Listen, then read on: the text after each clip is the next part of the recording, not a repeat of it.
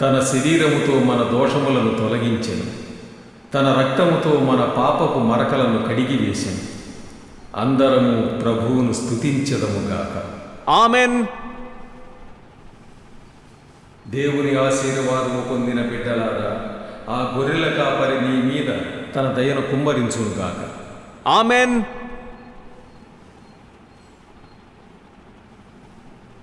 ఆయన ఆశీర్వాదము ప్రేమ మన మీద ఉండునుగాక.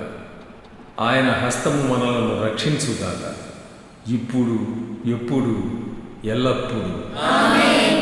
ఆమెన్.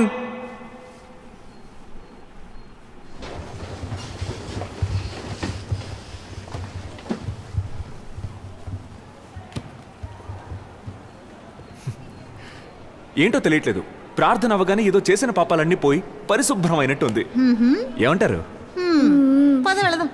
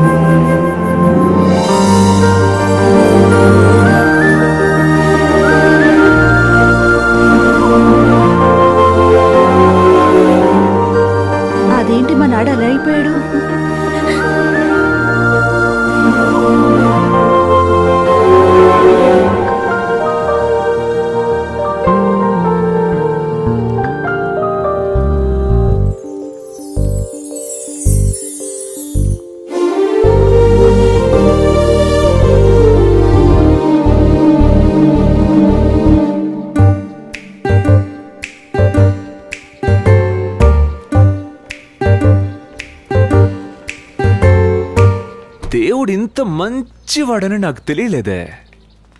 నేను ముందే చర్చ్కి వచ్చి ఉండాల్సిందే.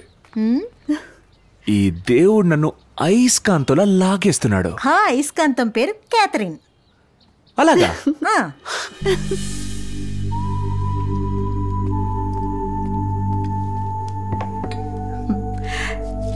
రే, నువ్వు బలవేయాలనుకున్న పిల్ల చాలా పెద్ద రేంజ్. అంత పెద్ద రేంజా? దుబాయ్లో బిజినెస్ చేస్తున్న నాన్సీ గారి ఒక్కగానొక్క కూతురే ఈ క్యాథరిన్. అలాగా? క్యాథరిన్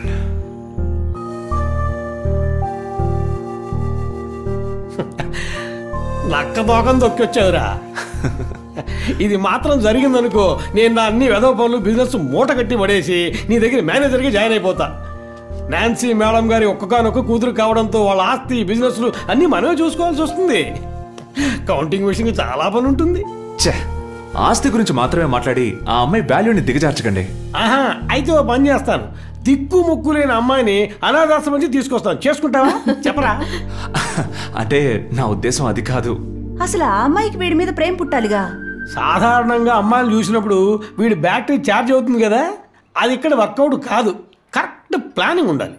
ఊర్లో ఉంటే మన విమలక్క వెళ్లే బ్యూటీ పార్లర్కి తను వెళ్తుంది.